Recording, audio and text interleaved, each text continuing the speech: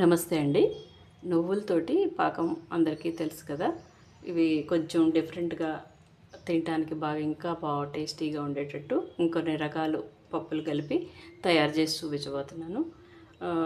దీనికోసం అండి ఫస్ట్ నువ్వులు బాగా దోరగా వేయించుకున్నాను. చేదది లేకుండా ఉంటుందన్నమాట.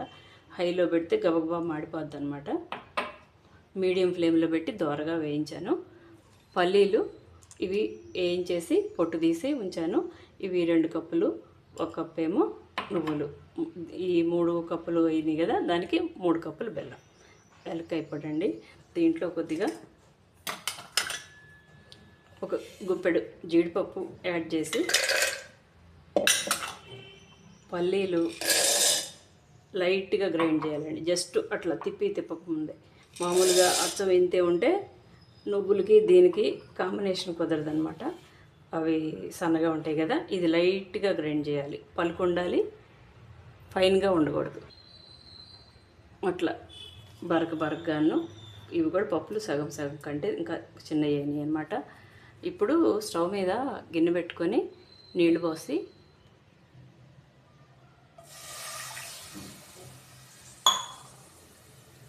బెల్లం యాడ్ చేస్తున్నాను.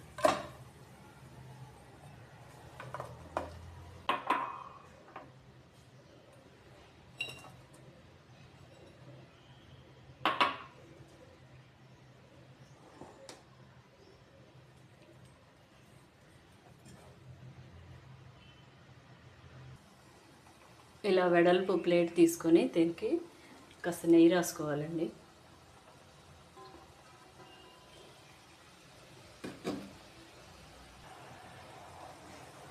పాకము మధ్య మధ్యలో చెక్ చేస్తూ ఉండాలి.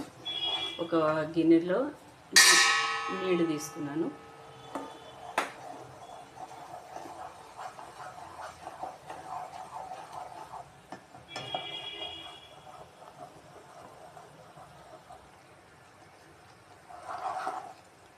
ఇలా వాటర్లో ఒక చుక్కేసి చెక్ చేస్తూ ఉండాలండి. మధ్యలో ఇంకొక నిమిషం అయితే వచ్చేస్తుంది. ఇంకొద్దిగా గట్టిగా రావాలి.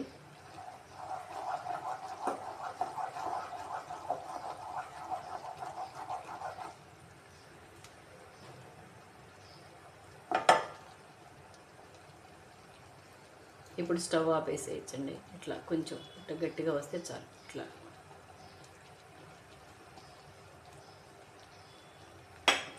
స్టవ్ ఆపేసి దీంట్లో నువ్వులు అది వేస్తాను. స్టవ్ ఆన్లో వద్దండి, ఆఫ్ చేయాలి.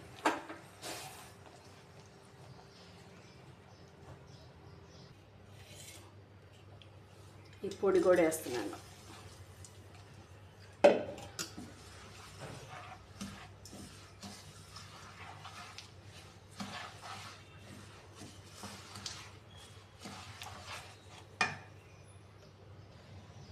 ఇప్పుడు యాలక్కాయ పొడి వేసేసి దీన్ని ఇట్లా కలుపుతూనే ఉండాలండి. ఆపేసేయద్దు. ఫస్ట్ షైనింగ్ ఉంటుంది. షైనింగ్ తగ్గి దాకా కలుపుతూ ఉండాలి. అప్పుడే గట్టిపడుద్ది, లేదంటే పాకం గట్టిపడదు, ముక్కలు కూడా రావన్నమాట.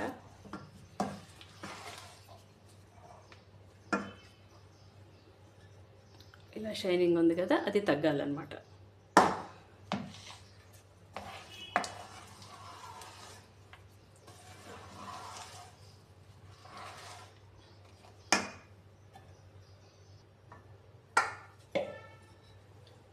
ఇట్లా అయిపోయిందాక కలపాలండి.